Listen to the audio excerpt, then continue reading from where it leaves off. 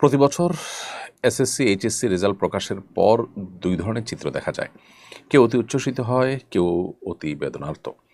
Result ভালো না হলে অনেকে আত্মহত্যা পর্যন্ত করে। বিষয়টাকে আপনি কীভাবে মূল্যায়ন করবেন? খুবই গুরুত্বপূর্ণ একটি প্রশ্ন। আজকের লাইভের সবচেয়ে গুরুত্বপূর্ণ প্রশ্ন আমার কাছে এটি মনে হচ্ছে, কারণ অতি সম্প্রতি আমরা দেখেছি যে এসএসসি পরীক্ষার ফলাফল প্রকাশ হয়েছে এবং যথারীতি সমস্ত পত্রপত্রিকায়, গণমাধ্যমগুলোতে বেশ গুরুত্বের সাথে ভালো ফলাফল যারা করেছেন তাদের পাশাপাশি তাদের মা বাবার উচ্ছ্বাস, আনন্দ, উল্লাস, তাদের নাচানাচি, তাদের আনন্দে আত্মহারা হওয়ার চিত্রগুলোকে ফুটিয়ে তোলা হয়েছে।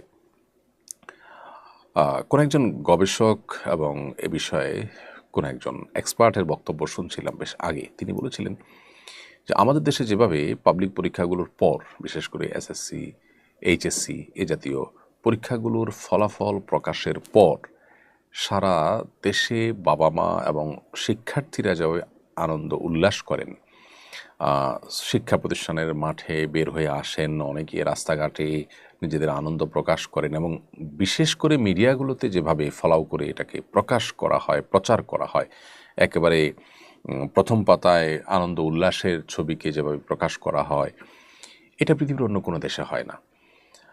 অর্থাৎ একটা পাবলিক পরীক্ষাকে নিয়ে এত মাতামাতি করা, বিশেষ করে এটার ফলাফলকে নিয়ে এত মাতামাতি করা, এটা আসলে অতিমাত্রাই হয়ে থাকে।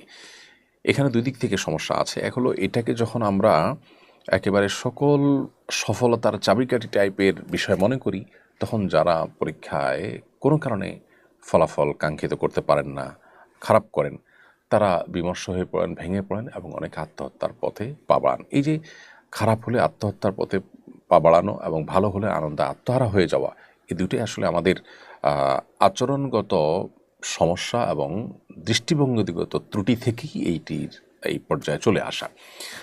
আমরা এত বেশি বস্তুবাদী হয়ে গেছি এবং এত বেশি আমরা আপনার এত বেশি আমরা দুনিয়া পাগল হয়ে গেছি যে ক্যারিয়ারের জন্য একটা গুরুত্বপূর্ণ পরীক্ষা সন্দেহাতীতভাবে সেই পরীক্ষার ফলাফলকে আমরা এমনভাবে নিচ্ছি যে এটা আমার ডু অর ডাই এর মতো ব্যাপার। একজন ইমানদার, একজন পরকালে বিশ্বাসী, আখিরাতে বিশ্বাসী, একজন বাস্তববাদী মানুষ, তিনি জানেন যে এ ধরনের পরীক্ষায় ভালো ফলাফলের পরে তার চূড়ান্ত সুখ বা দুঃখ কিছুই নির্ভর করে না। আসলে প্রাথমিকভাবে এটা একটা সফলতা, সন্দেহাতীতভাবে এটা আনন্দের একটা কারণ, কিন্তু সে আনন্দে অতি উল্লসিত হওয়া এবং এটাকে নিয়ে অতি মাতামাতি করা কিংবা এটা নিয়ে ভেঙে একেবারে চুরমার হয়ে যাওয়া, এর কোনোটি কিন্তু আমাদের বিশ্বাসের সাথে সঙ্গতিপূর্ণ নয় এবং এটা বাস্তবতার সাথেও সঙ্গতিপূর্ণ নয়। দেখুন, অনেকে আছেন যারা এসএসসি, এইচএসসিতে অনেক ভালো ফলাফল করেছেন কিন্তু জীবনে তেমন ভালো কোনো জায়গায় যেতে পারেননি, ক্যারিয়ারে ভালো কিছু করতে পারেননি। আবার এর বিপরীতে অনেকেই এসএসসি, এইচএসসি অথবা সমপর্যায়ের পরীক্ষাগুলোতে যথেষ্ট খারাপ করার পরও তাদের জীবনে অনেক ভালো জায়গায় যেতে পেরেছেন এবং এ ধরনের ঘটনা যে খুব রেয়ার ঘটে তা নয়, আমাদের আশেপাশে আমরা অহরহ দেখতে পাবো। তাহলে এইটাকে, বিশেষ করে আমাদের সন্তানদেরকে এটাই জীবনের একেবারে ডু অর ডাইয়ের মতো ব্যাপার এটাকে বানিয়ে ফেলা, এই জায়গাটিতে আমাদের বোধ হয় একটু পরিবর্তন আনা দরকার, একটু সংশোধনী আনা দরকার। তা না হলে আমরা যেটা দেখতে পাচ্ছি যে এইটাকে ঘিরে দেখা যায় যে সন্তানরা নিজেদের দিন, তাদের নীতি নৈতিকতা, তাদের আদর্শ সব কিছু ভুলে শুধুমাত্র এটাকে ঘিরে তাদের সব কিছুকে গড়ে তোলেন। অর্থাৎ বাবা মার কাছেও সন্তান জিপিএ 5 পেয়েছেন কিনা সেটা গুরুত্বপূর্ণ, মানুষ হিসেবে সে জিপিএ 5 পাওয়ার মতো কিনা, মানুষ হিসেবে সে প্লাস পাওয়ার মতো কিনা বা পাচ্ছে কিনা, সেটা দেখার কোনো চিন্তা মা বাবার মাথায় থাকে না। যার কারণে আমরা একটা শিক্ষিত সমাজ পাচ্ছি কিন্তু সভ্য সমাজ পাচ্ছি না, মানবিক সমাজ পাচ্ছি না, নীতিবান সমাজ পাচ্ছি না। তো এই শিক্ষিত সমাজ দিয়ে আমরা কি করব? এরকম শিক্ষিত মানুষের সংখ্যা দেশে বেড়েও আমরা দেশকে কি কাঙ্ক্ষিত জায়গায় নিয়ে যেতে পেরেছি? আমার দেশে চুরি, দুর্নীতি, 2 নম্বরি এই কাজগুলো কি কমছে না দিন দিন আরও বাড়ছে? অতএব এই জায়গাটাতে আমাদের মনোযোগ দেওয়া দরকার। কোনো পাবলিক পরীক্ষা হোক বা অন্য কোনো কিছু হোক, এগুলোকে ঘিরে আনন্দে আত্মহারা হয়ে যাওয়া এটা আমাদের আখিরাতের প্রতি বিশ্বাসের সাথে সঙ্গতিপূর্ণ নয়। আমরা আমাদের পরিবারের সন্তানদেরকে বলে দিব তোমরা পড়ালেখা করবে মনোযোগের সাথে, তাদেরকে আমরা সময় দিব, তাদেরকে আমরা ফলো আপে রাখবো যাতে তারা বিপদগামিতার পথে না যায়, সময় নষ্ট যেন না করে, তারা যেন পড়ালেখা করে। কিন্তু কোনো কারণে যদি পরীক্ষা খারাপ হয় তাহলে সেক্ষেত্রে তাদেরকে আমাদের বুকে ঠাঁই দিতে আমরা কার্পণ্য করব না।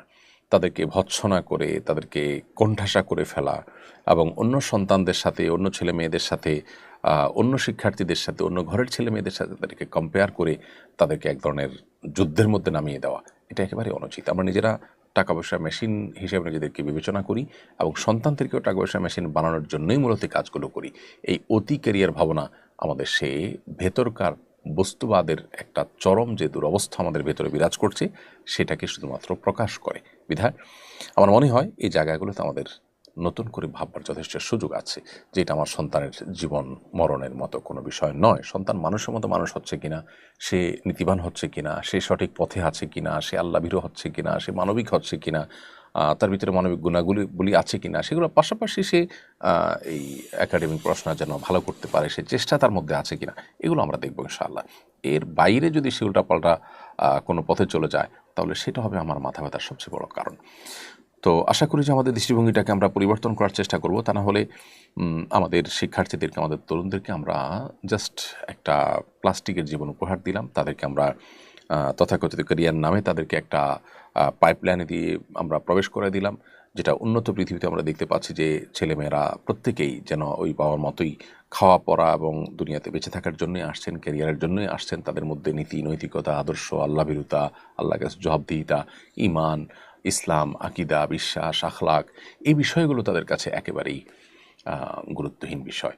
তো তাদের মতো লাইফ আমরা যদি কামনা না করি তাহলে সেক্ষেত্রে আমাদেরকে অবশ্যই এই জায়গাটাতে ব্যালেন্স করতে হবে এবং অতি উল্লাস এবং অতি বেদনাহত হওয়া এর কোনোটা ইসলামের সাথে যায় না। আল্লাহ তাআলা বলেছেন যে আল্লাহ তাআলা ইন্নাহু লা ইউহিব্বুল ফারিহিন, অতি উল্লাসিত হওয়া মানুষগুলোকে আল্লাহ যেরকম পছন্দ করেন না, ঠিক একইভাবে আল্লাহ বলেছেন লা তাকনাতু মির রাহমাতিল্লাহ, আল্লাহর রহমত থেকে নিরাশ হইও না।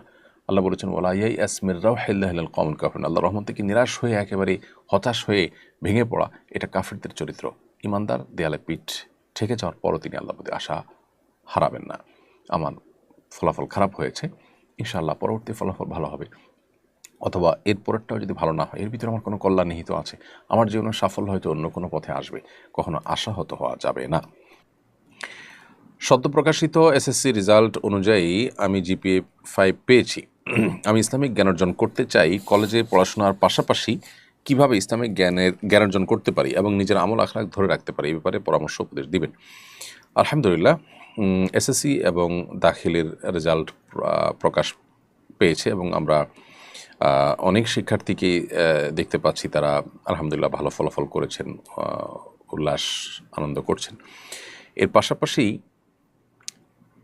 আপনি একজন শিক্ষার্থী হয়ে সেখানে আনন্দ উৎসব বা উল্লাস যেটাই হোক সেটার পাশাপাশি ইসলামিক জ্ঞান অর্জন করার দিকে আপনি অগ্রসর হতে চাচ্ছেন এবং সেখানে সমবায় করতে চাচ্ছেন, কীভাবে এগোতে চান সেটি জানতে চাইছেন। এটা সন্দেহাতীতভাবে একটি আনন্দের বিষয় এবং একটি ইতিবাচক দিক। আমাদের তরুণদের অনেকেই আছেন যারা আসলে এই বয়সটাতে এসে তারা নিজের দিন, নিজের নৈতিকতা, নিজের ঈমান, এই ব্যাপারগুলোতে যত্ন নেওয়ার বিষয়ে তারা একেবারেই উদাসীন থাকেন। আপনি তাদের চাইতে ব্যতিক্রম নিজেকে প্রমাণ করেছেন, আমি দোয়া করি আপনার জন্য। এবং সেই সাথে আপনাকে বলতে চাই যে ইসলামিক জ্ঞান অর্জন করবার জন্য আপনাকে সর্বপ্রথম যেটি করতে হবে তাহলে কোরআনটা আপনার বিশুদ্ধ করতে হবে। যদি কোরআনটা বিশুদ্ধ থাকে আলহামদুলিল্লাহ, তাহলে পরবর্তী স্টেপে যাবেন। আপনি প্রথম চেষ্টা করবেন কোরআন তেলাওয়াত বিশুদ্ধ কিনা আপনার সেটা চেক করার, আর আপনার আশপাশের মসজিদের কোনো ইমাম মুয়াজ্জিন সাহেবকে দিয়ে যে আপনার তেলাওয়াত পরিপূর্ণ বিশুদ্ধ কিনা সেটা আপনি চেক করাবেন। যদি ত্রুটি থাকে সেটাকে আপনি ঝালাই করবেন একটু সময় বের করে। এবং এটার জন্য কোনো অনলাইন কোর্সের চাইতে সরাসরি প্রত্যক্ষ বা অফলাইন কোনো শিক্ষকের মাধ্যমে শিখলে খুব অল্প সময়ে এটাকে রপ্ত করা যায়। এর পাশাপাশি বেসিক ইসলাম শেখার জন্য ইসলাম শেখার অনেকগুলো অনলাইন অফলাইন কোর্স আছে, যে কোনো কোর্সে ভর্তি হয়ে আপনি এটি শিখে ফেলতে পারেন। আর নিজের হাতের কাছে কিছু বই পুস্তক রেখে, যেমন কোরআন কারীমের একটা অনুবাদ শুরু থেকে শেষ পর্যন্ত একবার পড়ে শেষ করার জন্য আমি অনুরোধ করব। নবী করিম সাল্লাল্লাহু আলাইহি ওয়াসাল্লামের জীবনী গ্রন্থ বা সিরাত গ্রন্থ শুরু থেকে শেষ পর্যন্ত কমপক্ষে একটি সিরাত গ্রন্থ পড়ে শেষ করার জন্য আমি অনুরোধ করব। এবং সেই সাথে নবী সাল্লাল্লাহু আলাইহি ওয়াসাল্লামের হাদিসের ভান্ডার থেকে নির্বাচিত হাদিসের একটি বই যেমন রিয়াজুস সালিহিন হতে পারে বা অন্য কোনো বই, ফয়জুল কালাম হতে পারে, কোনো একটা বই শুরু থেকে শেষ পর্যন্ত পড়ে শেষ করবেন। পাশাপাশি অনেকগুলো অনলাইন দিনী শিক্ষা প্রতিষ্ঠান আছে, তার কোনো একটিতে বেসিক ইসলামের উপর আপনি কোনো একটা কোর্স করে নেবেন। আসুন্নাহ ফাউন্ডেশন আলহামদুলিল্লাহ এবছর থেকে একটি নতুন উদ্যোগ নিয়েছে এবং প্রথম উদ্যোগটির আমাদের চূড়ান্ত বাছাইয়ের কাজও শেষ হয়ে গেছে এবং ক্লাস শুরু হবে আগামী বুধবার থেকেই।